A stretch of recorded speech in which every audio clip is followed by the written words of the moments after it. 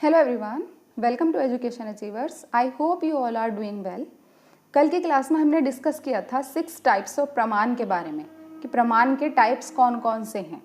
6 types of प्रमाण के बारे में हमने डिस्कस किया था और आज की वीडियो में हम उसी से रिलेटेड एक कॉन्सेप्ट डिस्कस करने वाले हैं जिसका नाम है एक्सेप्टेड प्रमाण। ये एक छोटा सा कॉन्सेप्ट है लेकिन ये आपके आने वाले एग्जाम के पॉइंट ऑफ व्यू से बहुत बहुत इंपॉर्टेंट कॉन्सेप्ट है जो कि आपको एग्जाम देने जाने से पहले जानना बहुत ज़रूरी है। एक्सेप्टेड प्रमाण यानी कि जो इंडियन स्कूल्स ऑफ फिलॉसफी हैं जैसे बुद्धिज़्म, जैनिज़्म, इस तरह की जो इंडियन स्कूल्स ऑफ फिलॉसफी हैं, न्याय एट्सेट्रा, इन्होंने उन 6 प्रमाण में से कौन कौन से प्रमाण को वैलिड माना था। इससे रिलेटेड क्वेश्चंस पूछे गए हैं। अभी जो एग्ज़ाम हुआ है हाल ही में उसमें भी इससे रिलेटेड क्वेश्चन पूछे गए हैं। तो ऐसा ना हो कि आपका इस इजी टॉपिक से अगर कोई क्वेश्चन आए तो आपका मिस हो जाए, इसलिए आप इस वीडियो को ज़रूर देखना। चलिए देखते हैं हम कि हमने कल क्या देखा था कि टाइप्स ऑफ प्रमाण क्या होता है। सबसे पहले हमने पढ़ा था कि प्रमाण का मतलब होता है प्रूफ या मीन्स ऑफ नॉलेज, यानी हम इस दुनियावी संसार में, इस दुनिया में जो भी ज्ञान प्राप्त करते हैं, जो नॉलेज गेन करते हैं, वो किस किस तरीके से करते हैं, क्या क्या उसके मीन हैं, उसको कहते हैं हम प्रमाण। और टाइप्स ऑफ प्रमाण, ये 6 टाइप्स ऑफ प्रमाण होते हैं जिसमें पहला होता है प्रत्यक्ष जिसको कहते हैं परसेप्शन, दूसरा होता है अनुमान जिसको कहते हैं इन्फ्रेंस, थर्ड इज उपमान जिसको हम कहते हैं कंपैरिजन यानी दो सेम चीज़ों का आपस में कंपेयर करना, 4 होता है शब्द को हम कहते हैं वर्बल टेस्टिमनी यानी कोई महापुरुष या फिर कोई वेद पुराणों में जो बातें लिखी हुई होती हैं वो भी एक नॉलेज गेन करने का मीन है। तो 5 क्या है हमारा अर्थपति को हम कहते हैं इम्प्लीकेशन, 6 है हमारा अनुपलब्धि का मतलब होता है नॉन एप्रीहेंशन यानी किसी चीज़ का अभाव होना, नॉन एग्जिस्टेंस होना, उसका मौजूद ना होना, अनुपस्थित होना। ये 6 टाइप्स ऑफ प्रमाण हमने डिस्कस कर चुके हैं हम। अगर आपने वो वीडियो नहीं देखी है तो आप पहले उसको देखना, अगर आपने ये नहीं पढ़े हैं अभी तक तो पहले आप उनको जानना अच्छे से और उसके बाद आप इसको देखना। मैं डिस्क्रिप्शन में लिंक दे दूंगी और अगर आपको ये वीडियो थोड़ी सी भी हेल्पफुल लगे तो प्लीज़ लाइक ज़रूर करना वीडियो को। आज हम क्या देखेंगे कि इन 6 टाइप्स ऑफ प्रमाण में से जो इंडियन स्कूल्स ऑफ फिलॉसफी है जैसे कि बुद्धिज़्म, जैनिज़्म, न्याय, इन सभी ने कौन कौन से प्रमाण को वैलिड माना है और कौन कौन से प्रमाण को इनवैलिड माना है। तो हम देखते हैं कि कौन कौन से स्कूल्स हैं। सबसे पहला है जो चारवाका स्कूल है, जो इंडियन स्कूल्स ऑफ फिलॉसफी है चारवाका, ठीक है। उसने किसको वैलिड माना है? उसने माना है परसेप्शन को वैलिड माना है। सिर्फ और सिर्फ परसेप्शन का मतलब क्या होता है? प्रत्यक्ष। तो उसने किसको वैलिड माना है? प्रत्यक्ष को वैलिड माना है।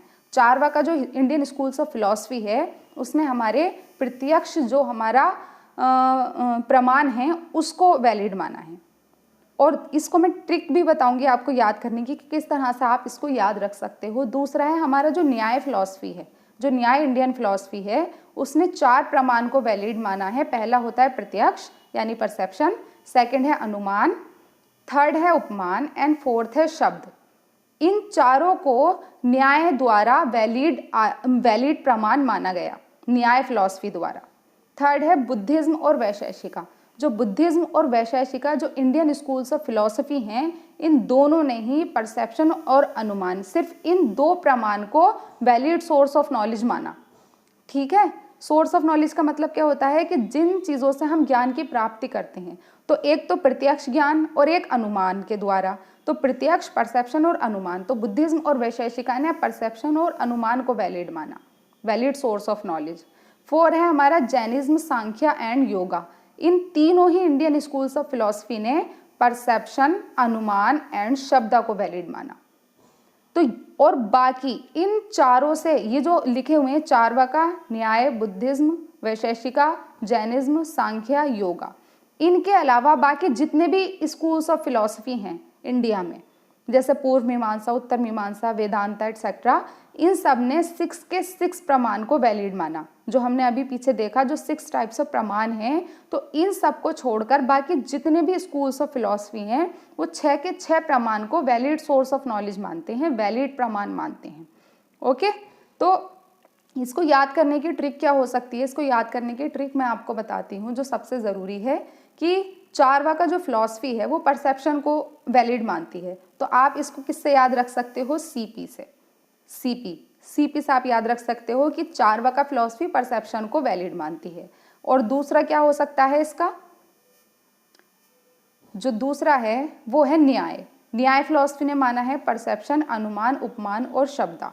इसको आप कैसे याद रख सकते हो, PAUS। इससे आप याद रख सकते हो कि न्याय जो फिलॉसफी है वो PAUS इनको वैलिड सोर्स ऑफ नॉलेज मानती है, वैलिड प्रमाण मानती है। ये हो गया न्याय का। चार्वाका क्या था, सिर्फ सीपी से याद रख सकते हो।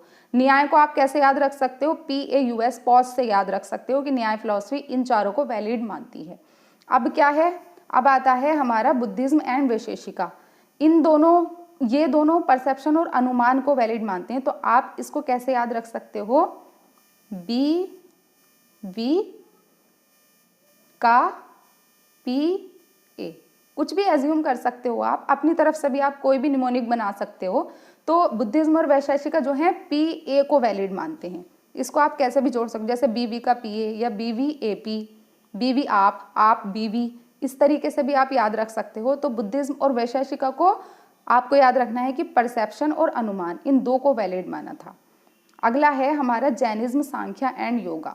जैनिज्म, सांख्य और योगा ने किसको वैलिड माना था, परसेप्शन, अनुमान एंड शब्द। इसको आप कैसे याद रख सकते हो, PAS पास, यानी कि एक नाम है जैसे कि जस्सी कोई नाम है, पंजाबी में जैसे नाम होते हैं, तो जस्सी कोई नाम है, JS और Y, ये जस्सी कोई नाम है और ये पास हो गया। इस तरीके से आप याद रख सकते हो कि जस्सी पास से आप याद रख सकते हो J for Jainism, S for Sankhya, Y for yoga. और ये किसको वैलिड मानते हैं, पास, P परसेप्शन, A अनुमान एंड S शब्दा, इसको ये मानते हैं वैलिड। तो ये निमोनिक हैं, इनको याद रखने के कि आपको कैसे याद रखना है।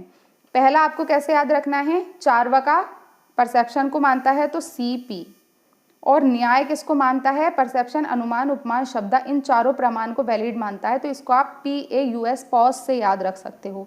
तीसरा क्या है, बुद्धिज्म और वैशेषिका, इसको BVPA से याद रख सकते हो, BV का PA या फिर BV आप ऐसे याद रख सकते हो। 4 है हमारा जैनिज्म, सांख्य और योगा। इन तीनों को हम कैसे याद रख सकते हैं, जैसे जस्सी जो है पास हो गया या पास हो गई, तो जैनिज्म, सांख्य, योगा, इन तीनों ने किसको वैलिड माना था, परसेप्शन, अनुमान एंड शब्द। तो इसको आप पास से याद रख सकते हो। और इनके अलावा बाकी जितने भी स्कूल्स ऑफ फिलॉसफी हैं, इंडियन स्कूल्स ऑफ फिलॉसफी हैं, उन्होंने 6 के 6 प्रमाण को वैलिड माना। एक और चीज़ आपको याद रखनी है कि जो परसेप्शन है, जो प्रत्यक्ष प्रमाण है, ये वाला जो ये प्रत्यक्ष प्रमाण है, इसको जितने भी स्कूल्स ऑफ फिलॉसफी हैं सभी ने वैलिड माना था। परसेप्शन को ऑल स्कूल्स ऑफ फिलॉसफी ने वैलिड प्रमाण माना था, ये भी आपको याद रखना है। ठीक है, तो आज की वीडियो में हमने क्या जाना कि जो हमारे इंडियन स्कूल्स ऑफ फिलॉसफी हैं उन्होंने कौन कौन से प्रमाण को वैलिड प्रमाण माना। चार्वाका ने परसेप्शन को माना, न्याय ने परसेप्शन, अनुमान, उपमान एंड शब्दा को माना, बुद्धिज्म एंड वैशेषिका ने परसेप्शन और अनुमान को माना, जैनिज्म, सांख्य एंड योगा ने किसको माना, परसेप्शन, अनुमान एंड शब्दा। और इनके अलावा जो बाकी के स्कूल्स ऑफ फिलॉसफी बाकी हैं उन्होंने 6 के 6 प्रमाण को वैलिड माना था। तो उत्तर मीमांसा आ जाए या वेदांता आ जाए या पूर्व मीमांसा आ जाए या कोई और स्कूल ऑफ फिलॉसफी लिखकर और आपसे ये पूछा जाए कि किसको वैलिड सोर्स ऑफ नॉलेज माना, किसको वैलिड प्रमाण माना, तो वो 6 के 6 प्रमाण आएंगे उसमें। 6 के 6 प्रमाण को उन्होंने वैलिड माना था। किसी भी तरह से मॉडिफाई करके क्वेश्चन दे दें, अगर आप इस चार्ट को याद रखते हो तो आपका क्वेश्चन 100% सही होगा। ये था मेरी तरफ से एक छोटा सा कॉन्सेप्ट जो कि आपके आने वाले एग्जाम के लिए बहुत बहुत इंपॉर्टेंट है, इसको आप बिल्कुल भी मिस नहीं कर सकते। तो अगर आपको वीडियो थोड़ी सी भी हेल्पफुल लगी हो तो प्लीज़ लाइक ज़रूर कीजिएगा और चैनल को सब्सक्राइब भी करना। आपके सब्सक्राइब करने से मुझे पता चलेगा कि मैं अच्छा काम कर रही हूँ और आपको समझ आ रहा है। आज के लिए इतना ही, that's all, thank you so much.